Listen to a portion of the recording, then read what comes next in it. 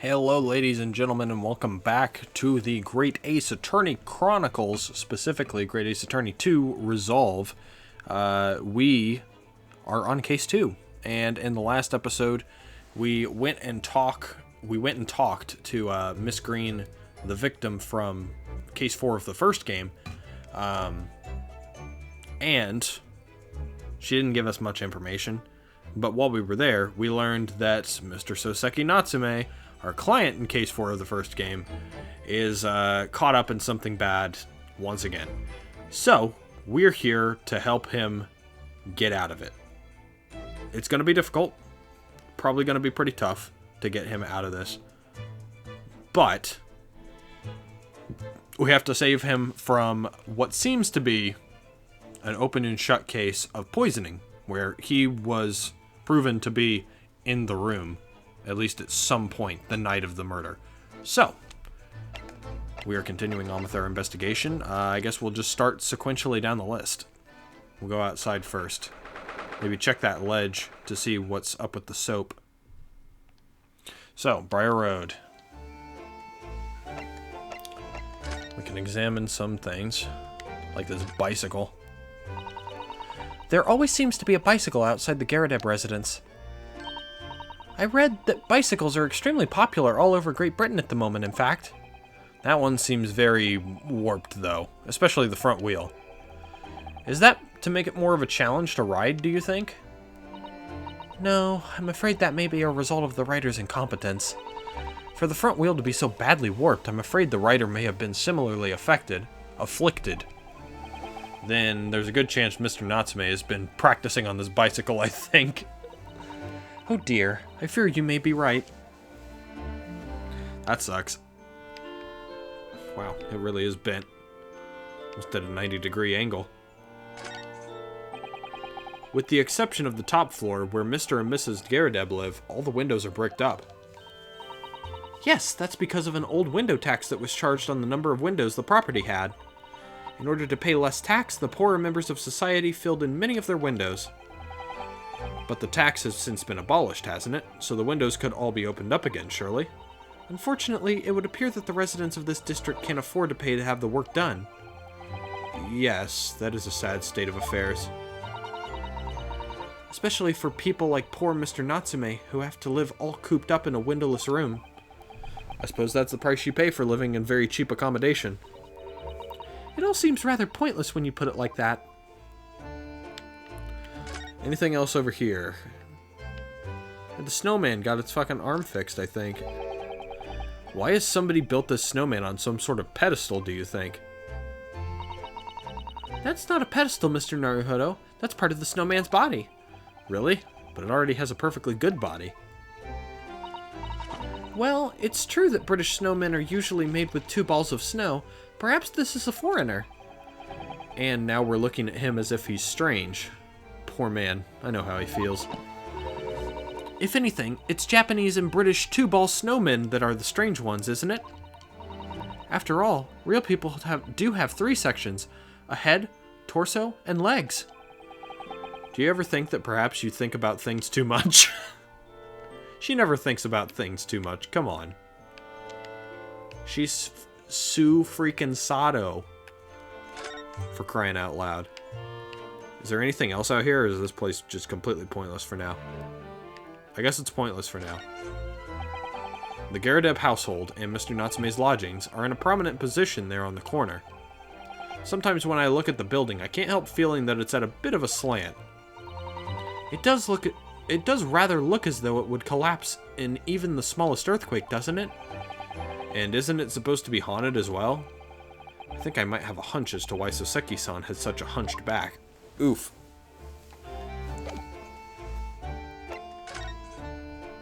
Alright, I guess we're going to the Garadeb's room. And then we'll go feed his cat.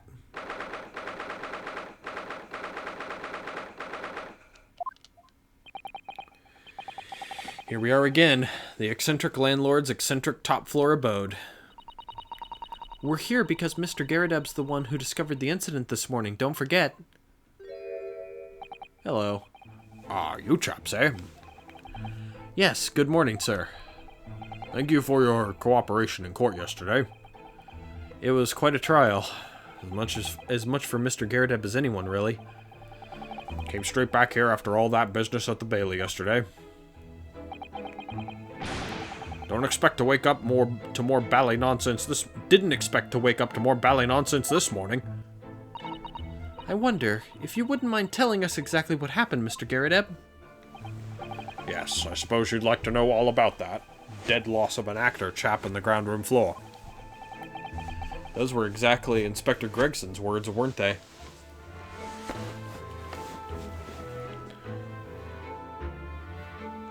We're getting the standing up, Mr. Garrett, huh?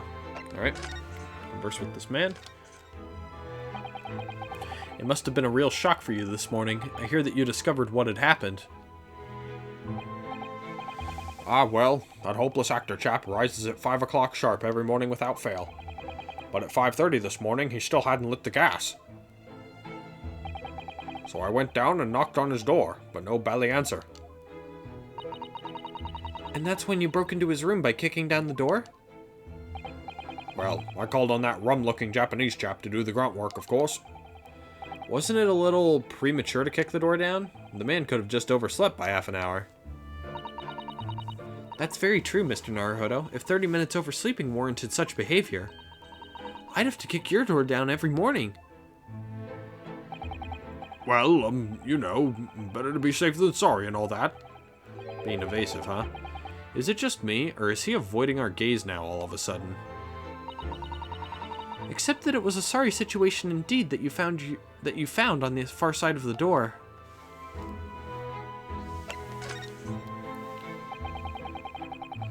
The victim's name is Mr. Shakespeare, I believe. Is that right?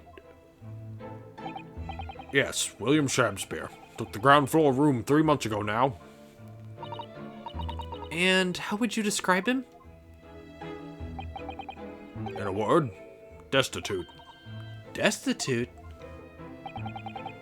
Well, let's face it, the only redeeming feature of that room is the cheap rent. Anyone wanting to live in a place like that is either broke or has a bally screw loose. So hard to choose which category Soseki-san would fall into. Probably both. Mr. Naruhodo, that's a little rude. And the mind reading continues. He was doing research as well. Research? Into what? Shakespeare, of course. Shakespeare. Read a few plays of the old bard myself, you know. Romeo and Hamlet and all that. Yes, William Shakespeare is England's most highly regarded classical playwright and author. He's known as Sao in Japanese, as you know, and many of his works have already been translated. It seems incredible that Shakespeare was shortened to Sao, though. Someone was too heavy-handed there. There were a lot of costumes in the victim's room, actually, weren't there? Of course, Mr. Natsume is a scholar of English literature as well. I imagine he and Mr. Shakespeare would have had much in common. I suppose. Shakespeare interpretation disagreement leads to shocking murder. Let's hope it's not that. Mr. Naruhodo, really? How rude. And once again, the mind reading. After Mr. Natsume's trial yesterday, you came straight back here, I believe, didn't you? Did you notice anything strange between then and this morning? Well now, must have been about 6 in the evening by the time I got home. Snow was coming down rather heavily as I remember, and it was completely dark already. That failed actor chap was out at the time. Interesting. How did he notice that there was no light coming from his room? I wonder. It feels like he knows some things that he shouldn't. I wonder. Couldn't summon the energy for anything much, so I just sat in front of the fire up here. It was after 8 before Shakespeare got back. And the chap was up until past 1 in the morning, I'll have you know. Suppose he met his end sometime after that. I was asleep by then, so I'm rather in the dark here. Well, thank you. That was very illuminating. In more ways than one. Is everything alright, Miss Susato? Well, I was just thinking it's a little strange, that's all. Mr. Garadeb, you were up here in your room all evening, if I've understood correctly? Not a big fan of stairs. Not with this blasted leg. Then, how is it that you seem to know? The precise movements of your tenants on the ground floor, I mean. Ah! That's a very good point. I can't imagine that you could hear noises from the ground floor all the way up here. Does this old man like to spy on his tenants? Is that it? I say, I know what you're thinking, and it's a bally outrage. I'm ex-military, don't you know? I don't go around spying on my tenants. Why would I? Then how did you know, Mr. Garadeb? It's the gas woman. The gas tells me everything. The gas? Okay. How can you make a deduction with the gas? What on earth do you mean, sir? How can the gas tell you anything, let alone everything? Well, as you're probably aware, the gas is supplied to the building by pipes. Yes, I'd more or less worked that out. Every room in the building is connected by a single pipe to the gas main outside. And the gas company supplies gas to properties via the main. Yes, I understand that too. Let me see if I can explain. Let's say I was to light the gas lamps up here. What do you suppose would happen? Well, obviously the room would get brighter. Exactly. But at the same time, the lights in all the other rooms of the house would dim for a moment. What? They dim? Why? Perhaps it's because when you light a gas lamp, it briefly uses more gas than usual. And that reduces the amount of gas in the pipe for the other lamps that are connected to it? That might explain why the other lamps dim momentarily, might it? Yes, of course, because everything's connected to a single supply pipe. Is that supposed to happen, though? It sounds rather undesirable. Jolly good point. Fact is, the gas company's pipes in these parts are pretty hopeless, long worn out, and barely got any gas in them to start with.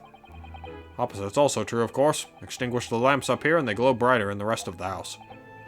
Ah, right, I see. So by watching the flickering of the lamps in one room, you can determine what's happening elsewhere. You've got it.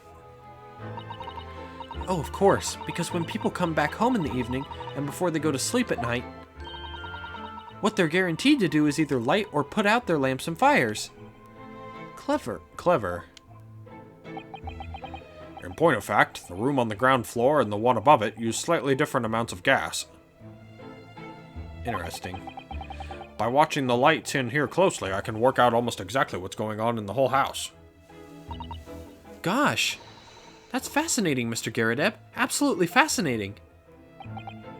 Oh, well, nothing to it, really. And I can't really see that it's going to help us with the case, either. What I'd like to know is why Mr. Garadeb is so interested in what his tenants are up to in the first place. I feel like there's more to it than idle curiosity. Unfortunately, it doesn't seem like we can... Maybe we can present the soap to him. Mr. Garadeb, could I show you this? Been quite a couple of days, as you can imagine. I'm afraid I'm rather tired. Haven't really got the energy in the old eyeballs, to be honest with you. Some other time, then. So apparently he doesn't know anything about that. I think that's it for now. Unless there's something we can examine in here, but I don't know what that would be. Yeah, it seems like everything's the same as it was before. At least from what I can tell, there's not much to look at. So, yeah, I think it's just time to move to the prison. Oh, I want to... Wait, we can't feed his cat? What the hell? I want to feed his cat. Huh. Okay, I guess we go back to the prison. There's a lot of locations in this already.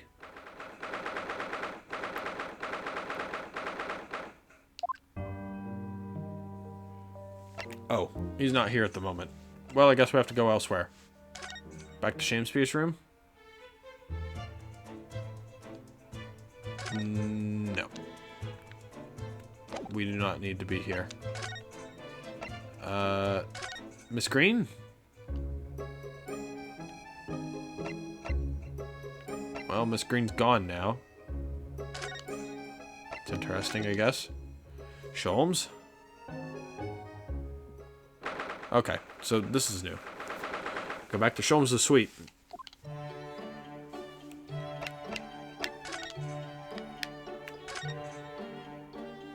I see no Sholmes. Iris is here, though. She is click-clacking away. Iris? She is meticulously click-clacking away. That's incredible concentration, that is. I find it quite remarkable how she can focus on so many different things at once. Perhaps I should try drinking more herbal tea. The blend the third from the right would be good for you, Runo. Oh, Iris? And she's back. This girl is destined for great things, I'm sure. I mean, she's already doing great things. She's 8. Like, come on.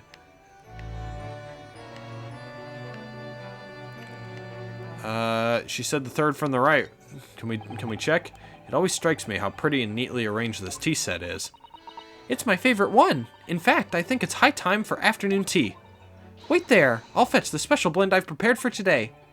Oh, Iris, you do love your tea, don't you? She looks happy at the prospect. And after you've drunk it, I'll collect some experimental data, if that's all right. Just what is she about to make me drink? Oh boy. I don't know if there's anything else we can really do in here. I mean, this is the only place that we were allowed to go that was new, right? This enormous machine takes up the entire desk, doesn't it? It's really very imposing. Ah, Hurley's great analytoscope, yes. It can analyze anything at all, you know. But I've never seen anyone actually using it. Well, it's his invention, so I don't know how to operate it. Why don't you get it to analyze its own operation, then? Ooh, Runo, you're razor sharp today, aren't you?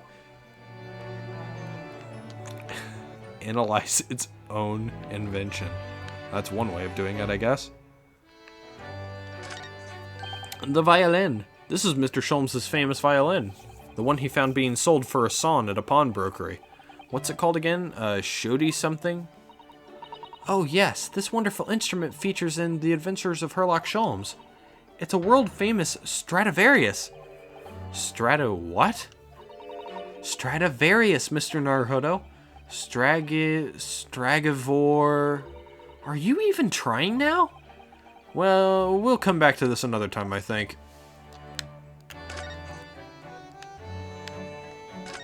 The fire.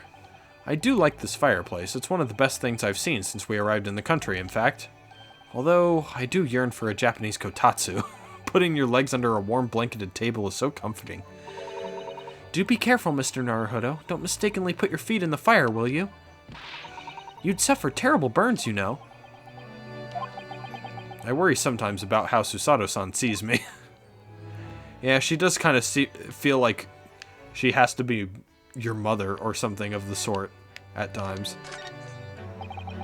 There's all sorts on these shelves. Chemistry apparatus, books, papers, and lots of things I've never even seen before. It's all heaped up so high I can't help feeling that the whole lot is going to topple at any moment. It looks as though it might topple, and yet it doesn't. The epitome of Mr. Sholmes' brilliance.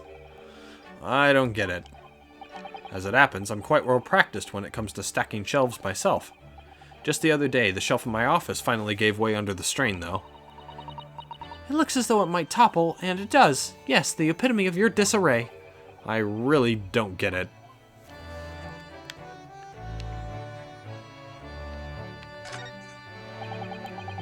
It's curious how this enormous metal chest is being used as a coffee table.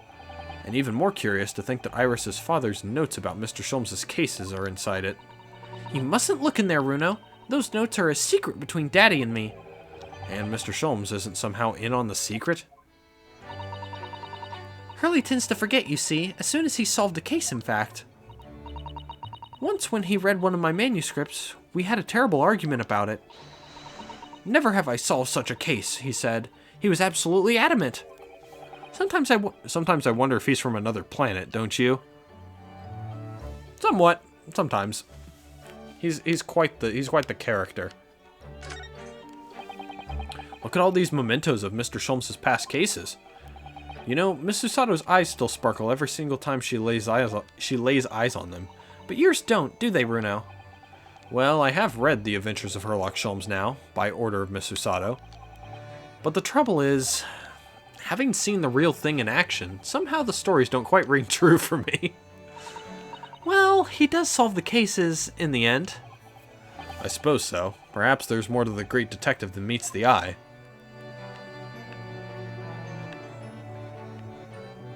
That's it for that section. Ah yes, this is where you note down ideas, isn't it, Iris? So, what's on the blackboard today? Buck up, Bruno. What is this? Oh, I'm just playing around with ideas for the title of next month's installment. Another idea I had was the barrel coronet. I'm really torn about which to use. What do you think, Bruno? Anything but Buck Up Bruno, obviously. I suppose you're right. I tell you what, I'll surprise you with it. You'll have to wait until next month and see. Ugh, so many sleepless nights. Oh. Oh, that's gonna be good. It's not like they can pronounce your name properly over here anyway, so I doubt that they'll know it's you. That's a charming little white shelf, and full of charming little bottles, too. Oh, yes, but don't touch any of those. They might explode. I remember this. Ah, a charming shelf full of charming bottles, full of charring ingredients. Nice. You know, Hurley mistakenly drank from one of them the other day. What? And how? I think he was lucky, though. He hasn't exploded yet. This man eats soap and is about to explode, apparently. Chemistry can be a very hazardous occupation. It's living with Mr. Sholmes that's the hazardous occupation, if you ask me. Hey, at least the rent's free, right? What else you got? Oh, this little thing. If I remember correctly, this large and imposing lump of iron is called a typewriter. To think that every single one of the adventures of Sherlock Sholmes blossomed from this very machine. Ah, it's such a dreamy thought. I actually had a go on it the other day. The metal bars that move when you hit the keys got all tangled up somehow, and that made Iris angry. Mr. Naruhodo, you're ruining my dreamy thoughts. Please don't do that again. Ugh, now I've made Susato-san angry as well.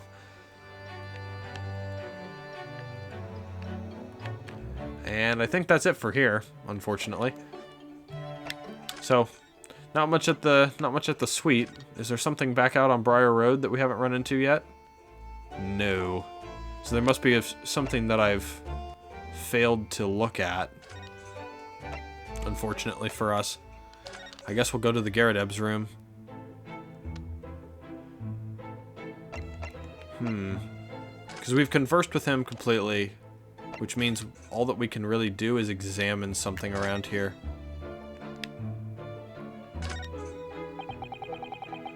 That's an impressive collection of cakes on that fancy silver cake stand there. I feel sure that it was full of cakes when we first investigated in here as well. Yes, quite right. Haven't touched it since. Haven't done much at all, really, since it happened. Time's rather stood still for me, you know. Oh. Time has stood still. Now that's an interesting phrase. Might be able to use that excuse when I'm next supposed to be tidying the office. You could just tidy up, Mr. Naruhodo. And the mind reading continues. These shelves look like they've been completely torn apart by a wild beast. Reminds me of the Battle of Maywand, don't you know? Ah, the experiences of a seasoned veteran. Enemy had us surrounded on all sides. We really thought we were done for, the whole Bally Company. We were taking a real pounding from their cannons, so all we could do was run for our lives. Oh, I thought that story was going in a different direction, actually. Well, the whole experience taught me one thing, I can tell you. When you're done for, you're really done for. Ugh, that's not what a lawyer who often finds himself under fire wants to hear. We know what this screen is hiding now. The aftermath of the fiery altercation the other day. Don't suppose I'll be able to clear that mess up for some time now. Oh dear, this must be a very difficult situation for you. I'll say, people talk about twists of fate and whatnot. But this is a twist and a half. A rotten show all around. He's clearly struggling with everything that's happened. There's a good view over the wintry East End from up here. It's an oppressively gray scene. There's really nothing comparable in Japan. And down below, Briar Road, partly blanketed in snow. And the pavement where the poor Miss Green was struck in the back by that knife. Thinking about it, this is the only room in this building that actually has a window to the outside world. Sometimes Great Britain really does seem like a strange land, doesn't it? I suppose all foreign cultures seem strange at first. Imagine how an Englishman would feel on arriving in Japan and seeing people with chonmage top knot. Well, that's a good point. I can't imagine what that would be like, actually, to like go to a civilization that is less advanced than your own. It'd be so bizarre.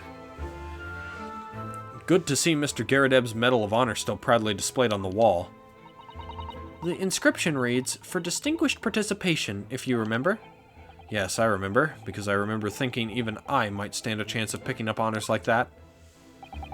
Wouldn't know it to look at me now, perhaps, but I had my devil-may-care days, you know. Devil-may-care? What did you get up to?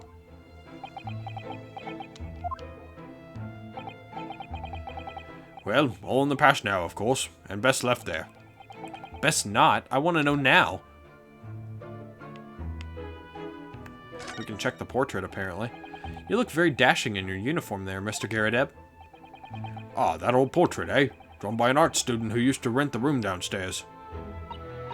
Oh, you look so wonderfully young and courageous and strong. Yes, well, the chap presented it to me one day and asked if I'd let him off the month's rent in return. Oh, I see. So you did, presumably? I bally well did not. Oh! A portrait is a portrait, but rent is rent, eh? And yet it's still there proudly on the wall. That's very evil of him. I do not appreciate it. Oops. There we go. That's what I was trying to click on. Ah, yes, those enormous mortar shells. It's quite something seeing them up close, isn't it? Didn't you say something about firing them into the barracks, Mr. Garrideb? Ah, you remember, do you? Just a little mishap that occurred during training one day. What are you doing firing on your own men? The captain bellowed at me. I'm not surprised. A little mishap doesn't really do it injustice, does it? Well, one has these little incidents when one's a hot-headed young private. Perhaps I should put some evidence that resulted from one of my little mishaps on display. Oh, does the great lawyer, like the great detective, want to exhibit some trophies of his finest moments? I don't know about that. That's your military uniform, isn't it, Mr. Garrideb? Well, ceremonial garb, yes. Been hanging on the wall ever since my retirement bash. Not in active service now, you know. Doesn't mean much to me anymore. You could have the old thing if you wanted it. Well, it might suit Lord Van Zieks, perhaps. An overly ostentatious outfit like this could be just what he needs. Very tactful, Miss Susato. Very tactful indeed. Yeah, I don't think an outfit will fix his demeanor. I think justice is the only thing that can fix his demeanor. Justice for what, though? We'll have to find out later. There's a single apron drying in that on that enormous cannon-shaped clothes horse. Look. No, Mr. Naruhodo. That's a real cannon. I knew that. I was just testing you. Piece of history, that is. Seen plenty of action on the battlefield, I can tell you. How the hell did you get it up the stairs is the better question. Now the old girl and I are just enjoying the peace and quiet of retirement together. And of course, she'd come in handy if the enemy decided to launch an attack again. No, it wouldn't. The only well, I guess you would have to fucking position it outside of your out of your window, but I don't think that would be a very strategic place to put a cannon. Just gonna say that. Is there a war going on that I don't know about? Well, there will be shortly, but that's besides the point. Oh, a copy of Rance magazine. The Adventures of Sherlock Sholmes is being read all over London. Isn't it wonderful? Naturally, one asks oneself if such a singular detective could really exist. But having met the chap, it's undeniable. He is most certainly singular. Singularly dangerous. That's genuine public opinion for you, Mr. Sato. Perhaps it should be reflected in the stories? Make no mistake, Mr. Naruhodo. I intend to snuff out the sort of public opinion we just heard, personally. I'm starting to see where Mr. Sholmes' untainted reputation comes from now. I suppose that's true. Alright, so that's pretty much everything in this room. Yeah, we've checked pretty much absolutely everything in this room, so I don't think it's something here, unfortunately. We can't really talk to him about anything else. So maybe we just have to go to Miss Green's hospital room and notice that she's gone. Nope, it doesn't look like we can even click on anything to say, oh, she's gone. It's so weird. It feels like I missed something, but I don't know what. Because I've clicked on everything. At least it feels like I have. Oh, I can check this stuff over here. What's this? Ah, this looks like the treatment notes for whoever's occupying this bed. Let's see. Do not permit to run around the hospital. The patient doesn't seem to be here at the moment, so... He or she is probably running around the hospital then. Oh dear, how worrying. What's worrying is why they haven't discharged the patient yet. And then we can check this stuff up here. There are all sorts of medicines in this cabinet, look. I'm not sure if it's safe leaving them in reach of everyone like this. Yes, you're right. I can imagine if you were peckish, you might try a whole bottle or two. Well, at least there seems to be a little lock to secure the cabinet doors. I don't imagine that would stop you if you were hungry. I worry that you'd break the lock. Hunger doesn't turn me into a criminal, you know, Miss Susato. Okay, well, we checked those two things that I hadn't checked before. I don't think that they're really worth anything, though. Maybe now that we've checked everything, we've been everywhere. He's back at the prison? Nope. That must mean that we missed something in here, right? It has to be. It has to mean that we missed something in here, but I don't know what. It could potentially be, because I thought we had checked everything. Oh, we can check the teacup specifically. Ah, one of the teacups that Mr. Shamspear and his guest drank from last night. But don't go drinking from them, Mr. Naruhodo. There's bitter poison inside. I'm not planning on drinking any, don't worry. Anyway, the cups are both empty. That's true. So, one was Mr. Shamspear's, and the other must be the cup that Mr. Natsume was drinking from. But Soseki-san wasn't poisoned, of course. Perhaps we should take these so that we can examine them in more detail later. So there we go. I guess I'll check them now. Because it seems I can examine it. Let's examine this too. Why don't we? This part is a different color. It's an exquisite design, isn't it? Trust the British to turn a boring bar of soap into something special. I quite like it. It reminds me of the Hinomaru design of the Japanese flag. I expect this is a rather expensive soap. That doesn't seem likely, given who it belongs to. That doesn't really help us. They're both chipped.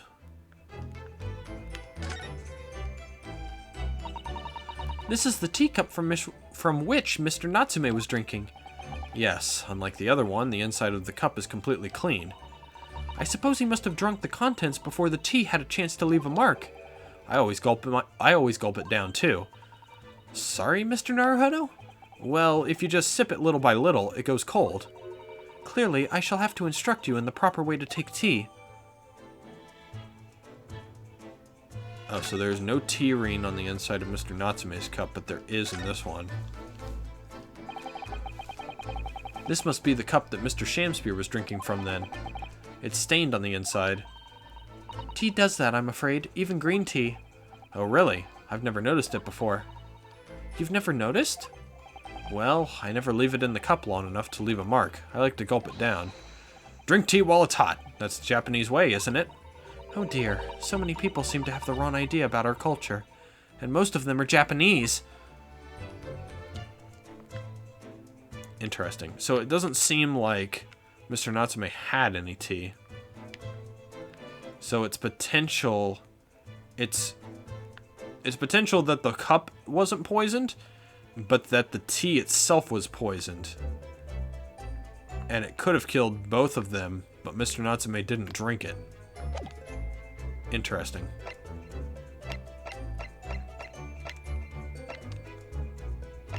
So yeah, that's pretty much it for that, which means that now that we have that, we can probably move to the prison? No. So it means somewhere else there must be something. Can I present the teacups to you now? No, just present it. Mr. Garadeb, could I show you this? No. Apparently not. Apparently I can't show him anything. Well, okay then. Because it's not there. Something out on Briar Road, maybe?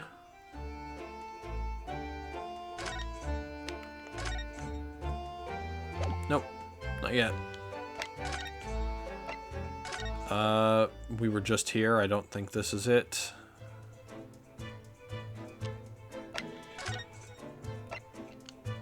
Miss Green's hospital bed, maybe? Nope. And Sholmes' suite.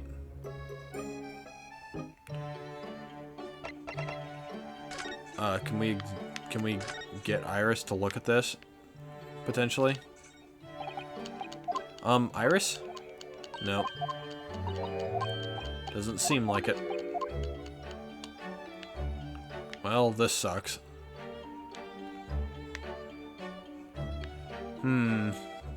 It's unfortunate, but I don't think we can do anything here. Which means that since we've done absolutely everything we can, there's something we missed again. Which probably means we missed something else in Mr. Shamspear's room. Which I am surprised at. Is it something particular? Like a fork? Oh, what's this? What's this? It looks like part of an envelope, I think.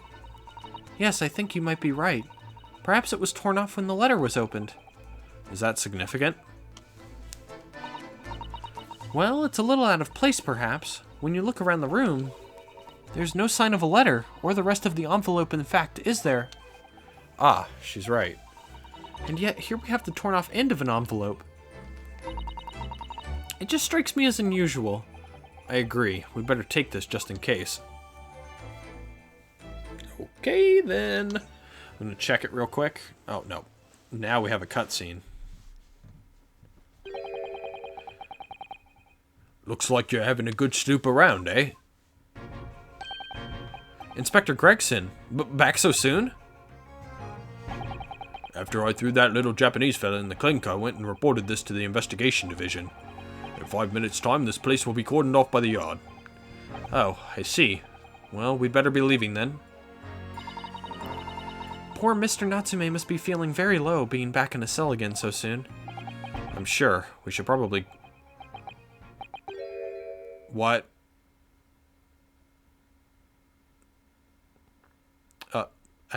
Hello? Huh? Did nobody check him? we should probably go and... What's wrong, Mr. Naruhodo? Yeah!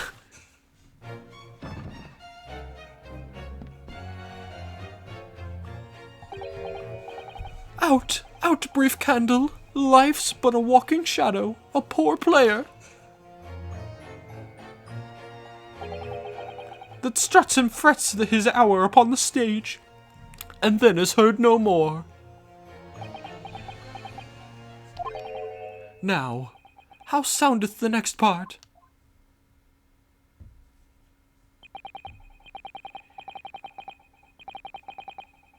Oh, so he knows the rest of he knows the next line in the fucking play. It is a tale told by an idiot full of sound and fury, signifying nothing. Indeed! Oh, happy day! What the fuck? Whoa. Walking Dead! No, that's copyright. You can't say that.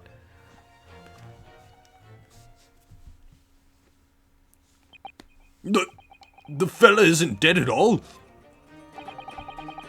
What was that nonsense he was saying, though? I think that was Shakespeare. Yes, it was from William Shakespeare's Macbeth. A soliloquy from Act 5, Scene 5. Shakespeare.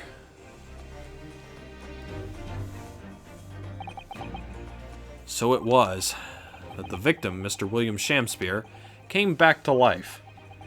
If the man had indeed been poisoned, it transpired that it hadn't killed him. He was taken by emergency carriage to a nearby hospital for treatment, and Inspector Gregson evicted us from the scene of the crime, whatever that now was.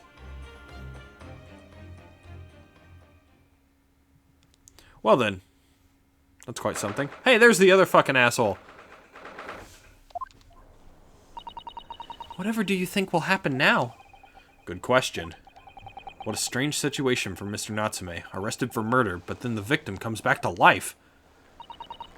I think perhaps the victim was never dead in the first place. It seems very likely that Mr. Shakespeare did consume poison as we deduced. But was it an accident, attempted suicide, or attempted murder? Until the truth can be established, I imagine the police will keep Mr. Natsume in custody. I suppose so. Let's hope it doesn't come to anything more than a night in the cells. Oh, what's this?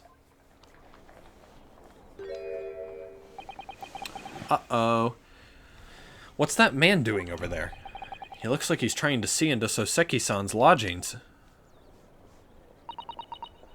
Is something wrong, Mr. Naruhodo? Excuse me, could we have a word? Uh-oh. Ah! Well, he pissed off real quick. He just ran off. I feel sure that I've seen that man somewhere before. Where was it? I do too, but I don't remember. Well, we've done as much investigating here as we can, I think. Perhaps we ought to go to the prison and speak with Mr. Natsume again. Oh, did I skip a... I looked away for a second. Okay, no. A good idea. So I guess that's where we will be going. Still got some time.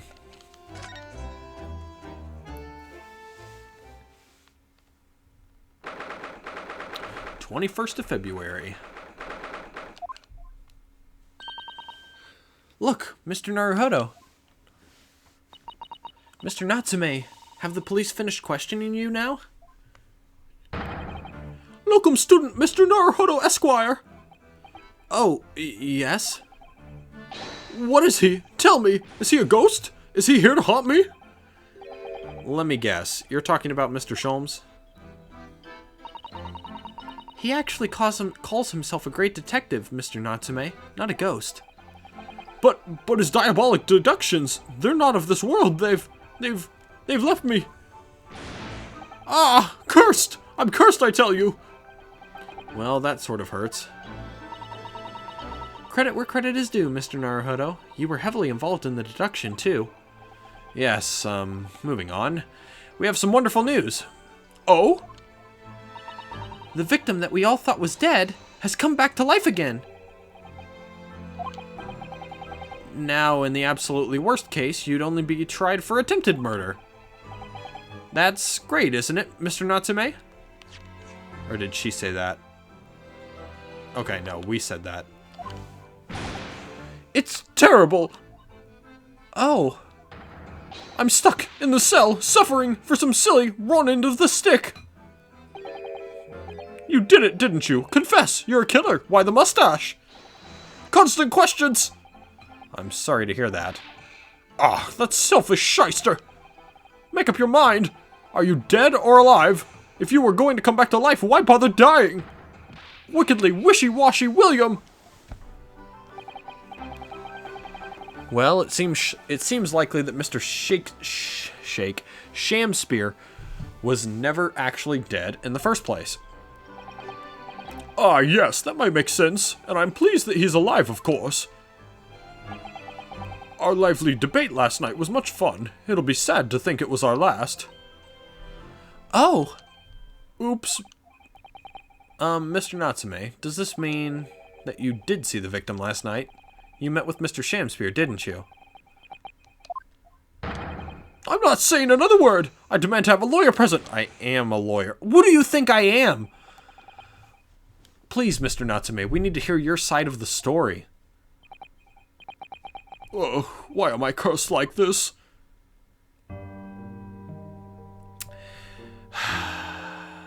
This guy is very difficult.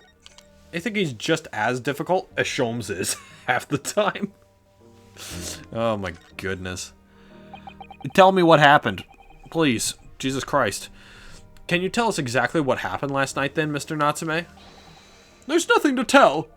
But, Mr. Naruhodo Esquire, I'm eternally grateful to you for helping me with that accursed case yesterday. The case that saw poor Miss Green hospitalized after she ended up with the knife in her back. It's hard to believe that was only yesterday. After the trial was over, I trudged my weary way back to my lowly lodgings. And that evening at past 9, it must have been, I visited Mr. Shamspear. So you did go to the victim's room then? As we feared. I didn't do anything wrong. I'd never been to his room before. It was the first time. Then what made you decide to go? I bumped into him when I arrived back at the house. We got chatting and it developed into a discussion. But he had to go out, so I bade him farewell. That ties in with what Mr. Garrideb said, that the victim went out and came back after 8. We met again later that evening at around 9 or just after, when I took him some nice tea I'd brewed as a gift. So it was you who brought the tea that had clearly been drunk at the scene then? And I suppose you were discussing the works of Shakespeare, were you? Yes, that's right. That's exactly right. Romeo and Juliet. Who was the stronger? It was a delightful debate. I'm sure. Such a stimulating subject, Shakespeare! And the debate became very heated, so you slipped poison into Mr. Shamspear's tea. No! Never! Not at all! Team Juliet won! That was me! And when I left his room, the flamboyant fellow was fighting fit! I swear it, categorically. Huh. Mr. Natsume, you often say the same thing about yourself, I've noticed. That you have a cursed existence. I'm sure I've mentioned this to you before, but I've been here in Great Britain for a year now, and in that time I've learned that it's no place for me. It can be very trying to live in a foreign land and adapt to the ways of another culture. There are foreigners everywhere I look, and they all stare at me. They all laugh. That's the impression I get from whenever I go out. It makes me scared to leave my room. Which is why I've become a recluse. But even in my room, I find no respite from my fears. I've moved more times than I can remember, and then 1 week ago I moved into Briar Road. But why? I mean, why did you choose that place? It doesn't seem very comfortable. Because the rent is cheap. I have so little money, so it spoke to me. The rent? Obviously, there's a reason why it's cheap. Because the room is cursed. Cursed? Cursed how? The previous occupant, the man who lived there before I took the room, died there. Oh no! He was only a young man, but one morning he was found dead and no one could explain why. Surely no one would want to live in a room with a history like that. I didn't. When the letting agent recommended the place, I wavered. But I wanted books, and books cost money. A horrible history is a small price to pay. When I realized it would mean I could buy more books, I signed the lease like lightning. Brave or blinkered? But after I moved in, I soon came to realize what I'd done. I realized how horrible that room's history really was. Gosh, was it really so awful? Yeah, I want to hear about your experiences in the room specifically, because this was the whole reason that we are reminiscing about this case. How did the room's horrible history affect you, Mr. Natsume? What happened? At first, it was just a feeling. The feeling of beady eyes boring into my back, watching me. Do you think that might have just been your imagination playing tricks on you?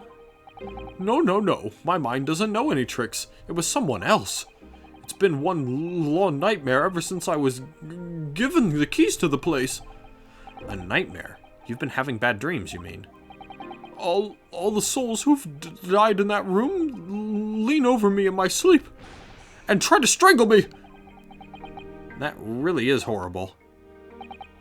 And now I come to think of it, it happened again last night, too. The very same night that Mr. Shamspear was writhing in agony from the poison in his body.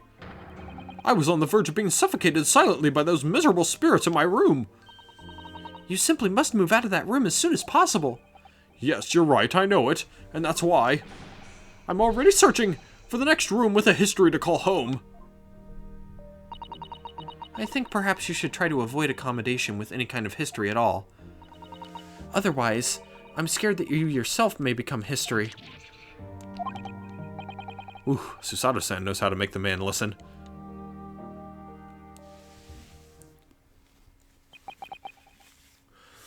So, what do you mean by strangle you? Do you mean like figuratively? Like they're on top of you, holding you down? Or do you mean like there's literally someone on top of you in your bed at night, every night, that is trying to strangle you? And you fight them off every single night? Of course. Mr. Lord of the Manor is worried about the curse on my room as well. You mean Mr. Garadab? Yes, he knows that if people keep dying there, he'll never be able to rent it out again. Well, that's true. I, for one, wouldn't go near the place. Ah, perhaps. That may explain why the landlord pays so much attention to the gas lamps and his tenants' movements. You mean because he's worried about their well-being? He does seem to have an unusually keen interest in the amount of gas in the pipes. There must be a reason why he keeps such close tabs on the occupants of his let rooms. What do you mean, he pays so much attention to the gas lamps? Oh dear, no, it's nothing to do with you, Mr. Natsume. Please, forget I said anything. Oh, now you're talking about me behind my back as well. What's important is that Mr. Shamspear isn't in fact dead at all. Once he's come round and he's able to tell us what happened, we'll be able to get you released. Yes, please. Oh, I do hope you're right. Excuse me. Ah, I was right. Inspector Gregson. I couldn't help overhearing what you just said, and on that note, I have some good news and some bad news. Oh. Which do you want first? Always, every time, the bad news comes first. When hope is all you have, hold on to it. That's my guiding principle. Right, well, in that case, the good news it is. Huh? Sorry, but it's just a lot easier to explain everything that way. Then why did you ask me my preference? As you might have heard, the victim, Mr. Shamspear, was just unconscious. He's come round now. Yes, we saw it happen in all its terrifying glory. He's still being treated by the doctors, but we've managed to get a written statement from him already. Oh, isn't that wonderful, Mr. Natsume? Oh, thank goodness. It's all over then. I can leave this somber cell. Sorry, no, that's not on the cards. What? Why ever not, Inspector? Mr. Shamspeare has implicated someone as being responsible for what happened last night. Implicated someone? Oh, dear. You don't mean... I'm sorry to say I do, yes. He's pointed the finger at you, Mr. Natsume. Ah! By sweet poison did he seeketh to end my life. That wickedst caitiff, so Seki Natsume. No! So I'm afraid you'll be appearing in court as planned. You'll be wanting to make the necessary preparations. No! And so, once again, Soseki-san found himself having to take the dock in the Old Bailey. Whether his room was haunted or whether he was just terribly unlucky, I knew I had no choice. The following day, I would represent him in court, and do my utmost to break the curse that blighted him. To be continued. Maybe. There he goes. Finally. So do we just go straight into the trial now? Or is there, like, more investigation to be had? Well, regardless, this is going to be the end of this episode. So, in the next episode, we will continue on with this. It says trial part 1. So, straight into the trial, I guess. I didn't think we did too much investigating there. But, regardless, apparently we are fit enough to go through the first part of the trial.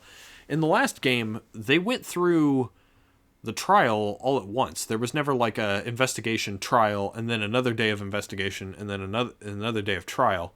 So I wonder if that's going to be the case in this game or whether we are going back to the original Ace Attorney formula. But regardless, that's it for this one. Thank you guys for watching. We got lost there for a bit, but we made it out. And yeah, next episode, first part of the trial. Ooh, see you guys then.